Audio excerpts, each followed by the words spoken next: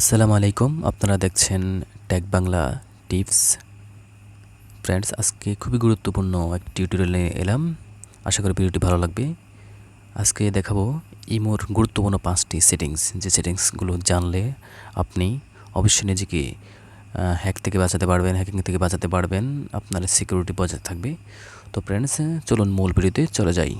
প্রথমে আপনি ইমোতে প্রবেশ করবেন। ইমোতে যাওয়ার পর আপনি সেটিংসে যাবেন। এখানে সেটিংস রয়েছে, সেটিংসে যাবেন। সেটিংসে যাওয়ার পর এখানে অ্যাকাউন্ট অ্যান্ড সিকিউরিটি, আবার অনেক মোবাইলে হয়তো থাকতে পারে ইমো অ্যাকাউন্ট। তো যেটি থাকুক আপনারা এখানটিতে চলে যাবেন। যে ইমো অ্যাকাউন্ট রয়েছে এখানে চলে যাবেন। যাওয়ার পর দেখুন উপরে রয়েছে চেঞ্জ ফোন নাম্বার। এখানে আপনি আপনার ফোন নাম্বার চেঞ্জ করতে পারবেন। দ্বিতীয়ত রয়েছে ম্যানেজ ডিভাইস।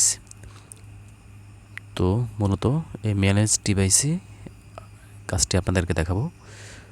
তো ম্যানেজ ডিভাইসে ক্লিক করবেন। ক্লিক করার পর এমন একটি অপশন চলে আসবে। তো আপনারা দেখেন এখানে লেখা আছে আমি যেই ডিভাইসটিতে ইমো ব্যবহার করছি সেটি লেখা আছে CPH1701 অপো, এটি লেখা আছে। তো আমার ইমো আইডিটি অন্য কেউ ইউজ করছে কিনা, অন্য কেউ এটি চালাচ্ছে কিনা সেটি দেখার জন্য আমি এখানে এলাম। তো দেখলাম যে আমার ইমো আইডিটি অন্য কেউ চালাচ্ছে না। তো আপনারা আপনাদের এভাবে ম্যানেজ ডিভাইসে যাওয়ার পর যদি দেখেন আপনাদের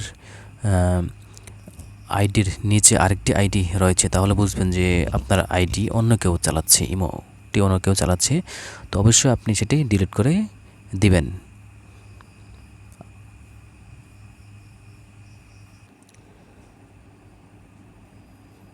ফ্রেন্ডস, দ্বিতীয় সেটিংসটি হচ্ছে আপনারা প্রাইভেসিতে চলে যাবেন। এখানে প্রাইভেসি রয়েছে, প্রাইভেসিতে চলে যাবেন।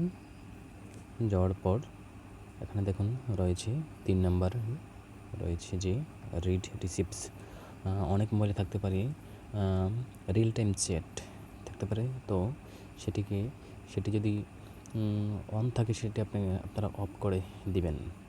কারণ কি, আমি দেখাচ্ছি আমার যেটা রয়েছে এটা রিয়েল টাইম চ্যাট লেখাটি থাকতে পারে আপডেট যেগুলো ইমো সেগুলোতেই। তো এই সেটিংসটি আপনারা যদি অন করে রাখেন তাহলে সেটিকে অফ করে দিবেন। কারণ কি, আপনি যখন কোনো মেসেজ লিখতেছেন সেটি কিন্তু আপনি যার কাছে লিখতেছেন সে দেখতেছে, যখন আপনি এটি ডিলিট করতেছেন তখন সে দেখতেছে। তার মানে আপনি কি লিখতেছেন সেটি দেখতেছে। তো আপনি যদি চান যে সে এই লেখাটি আপনার চ্যাটিংটা না দেখুক, আপনি কি লিখতেছেন কি ডিলিট করতেছেন সেটি না দেখুক, তাহলে আপনি এই সেটিংসটি অফ করে দিবেন। ফ্রেন্ডস, তৃতীয় সেটিংসটি হচ্ছে আপনারা আবার প্রাইভেসিতে চলে যাবেন। প্রাইভেসিতে যাওয়ার পর এখানে 3 নম্বরে রয়েছে দেখুন হু ক্যান কল মি, মানে কে আমাকে কল দিতে পারবে। আপনি কি চান যে আপনাকে আননোন যারা, অপরিচিত ব্যক্তি যারা, তারাও আপনাকে কল দেখ? ইদানিং কিন্তু আপনার ইমো অনলাইন সিস্টেম হয়ে গেছে যে অপরিচিত অনেকে আছে, অ্যাড হয়ে যায় আপনারা অজানাতে, আপনার অনিচ্ছা সত্ত্বেও। তো আপনাকে কী করতে হবে, এভরিওয়ানের জায়গায় মাই কন্ট্যাক্টে ক্লিক দিয়ে দিতে হবে। তাহলে আপনার কন্ট্যাক্টে যারা সেভ করা আছে, যাদের নাম সেভ করা আছে, তারাই আপনাকে কল দিতে পারবে, অন্য কেউ আপনাকে কল দিতে পারবে না।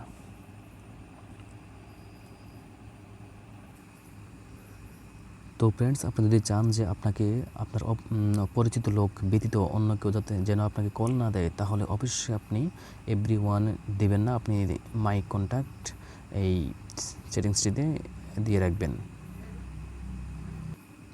ফ্রেন্ডস, 4 নম্বরে যেই সেটিংসটি দেখাবো সেটি হচ্ছে আপনারা আবার প্রাইভেসিতে চলে যাবেন। প্রাইভেসিতে যাওয়ার পর একবারে উপরে দেখেন লেখা আছে লাস্ট সিন লেখা রয়েছে। এই লাস্ট সিনে আপনি যাবেন।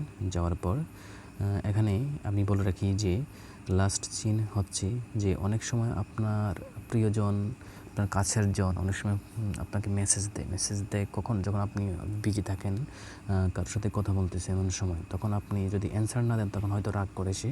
তো যার কারণে আপনি যখন তার মেসেজটা দেখেন তখন সে বুঝে ফেলে যে আপনি তার মেসেজটা দেখেছেন, সিন করেছেন। তো সেজন্য আপনি যদি এখানে সবার শেষে যদি যে লেখাটা রয়েছে নোবডিতে যদি দিয়ে দেন, এই যে নোবডির লেখাটা রয়েছে এখানে যদি দিয়ে দেন তাহলে আপনি যদি তার মেসেজটা সিনও করেন, তার মেসেজটা দেখেন, সেও বুঝতে পারবে না যে তার মেসেজটা আপনি দেখেছেন, সেখানে ডাবল টিক মার্ক উঠবে না। তো ফ্রেন্ডস, আপনারা চাইলে এটি করে নিতে পারেন।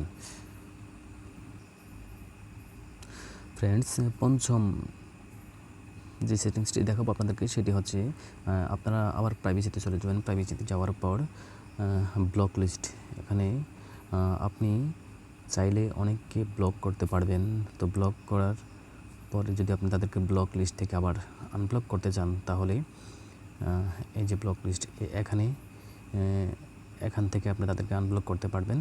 তো এই যে অনেকের আমি আনব্লক করে রাখছি, তো তাদেরকে চাইলে আপনি এখানে ক্লিক করে আনব্লক করতে পারবেন। যেমন আপনি যদি আনব্লক করতে চান তাহলে জাস্ট এখানে ক্লিক করবেন। এখানে ক্লিক করেই যে আনব্লক, এই যে আনব্লক, তার সাথে আপনি যোগাযোগ করতে পারবেন, সেটিং করতে পারবেন।